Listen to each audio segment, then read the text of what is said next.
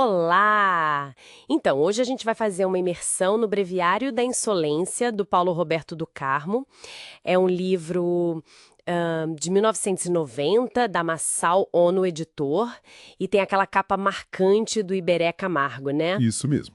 A nossa ideia aqui é explorar um pouco a força lírica, sabe, e os temas contundentes que ele traz, o jeito bem singular do poeta de se colocar. E é um livro, bom, que mergulha a fundo nas vicissitudes da condição humana, né?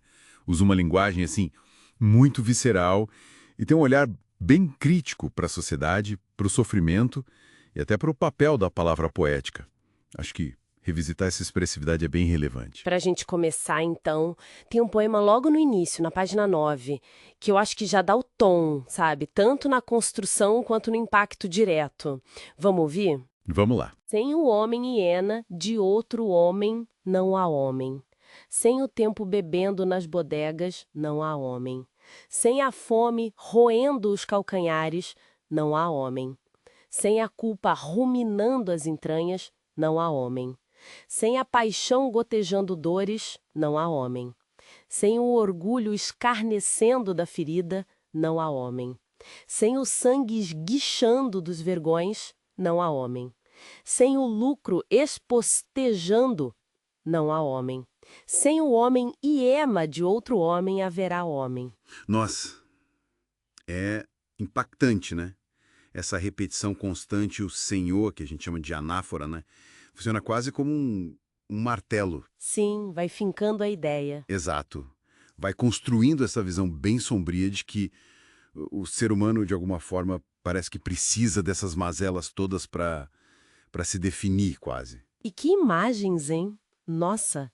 Homem hiena, fome roendo os calcanhares, lucro espostejando.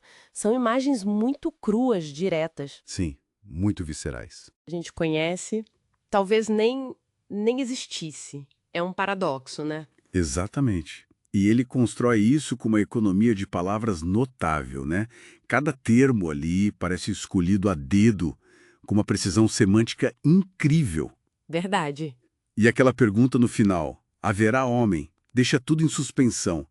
Será que é possível existir de outra forma? Fica essa questão, né? Reverberando. E é interessante como, diante dessa crueza toda, dessa realidade difícil que ele descreve, a poesia parece emergir como um instrumento de resistência, talvez, de se agarrar a alguma coisa. Tem um outro poema, na página 17, que toca nesse ponto do fazer poético. Ah, sim. Esse é muito bom também. Permitas que te calem. De dia a fome não te queimará. As entranhas, nem a humilhação. À noite, o que está dentro de ti, como pode sair pela boca. Aqui a gente vê claramente a dimensão metalinguística, né? O poema falando sobre o próprio poema, sobre o poder da palavra. Sim, teu punho contra os insultos. É forte isso? Muito. A palavra poética como defesa, como escudo, como uma forma de preservar a dignidade mesmo diante das adversidades mais brutais, né? A fome, a humilhação. Ele coloca a poesia nesse lugar ativo, protetor. E aquele verso, não permitas que te calem. É um chamado muito direto, né? Uma conclamação à voz. Sem dúvida. Agora, a pergunta final também me deixa pensando. O que está dentro de ti, como pode sair pela boca? Parece que questiona a própria capacidade da linguagem, né? Será que a gente consegue mesmo expressar tudo? Ou tem coisas que ficam presas que a palavra não alcança? É uma reflexão profunda sobre os limites e, ao mesmo tempo, a necessidade vital da expressão, né? A poesia aqui é esse espaço quase sagrado, eu diria, de resistência, de voz, mas também de questionamento sobre a própria voz. Mas essa palavra poética, ela não é só escudo, né?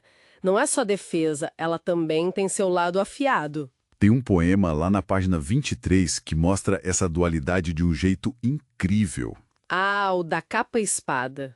Esse é emblemático. Esse mesmo. Quer ouvir? Claro, Pois, se o poema, com uma palavra beija, com outra esbofeteia, com uma estocada fere, com outra amanhece, às vezes mata, às vezes salva, Com a direita esfola, com a esquerda consola.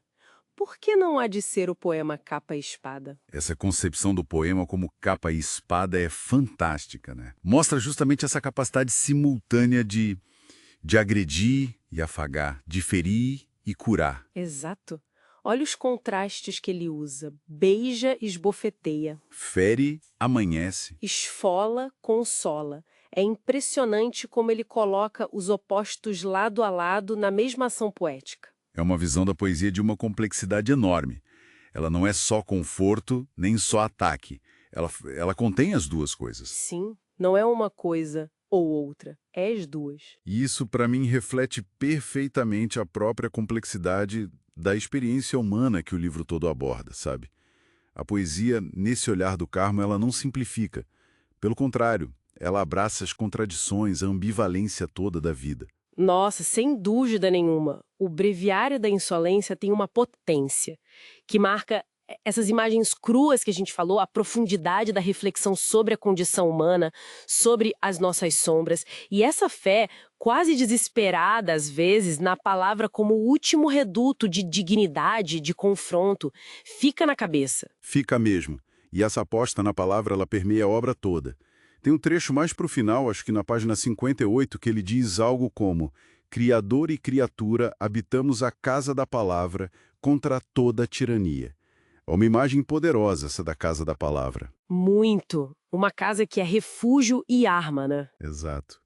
E isso me leva a pensar, sabe? Trazendo para os nossos dias. Qual o espaço, qual a relevância hoje para essa insolência poética? Para essa linguagem que não tem medo de ser incômoda, de confrontar? Como ela pode ser uma forma de resistir às diversas tiranias, às opressões de hoje? Será que essa casa da palavra ainda é a nossa trincheira mais forte? Fica a reflexão, né?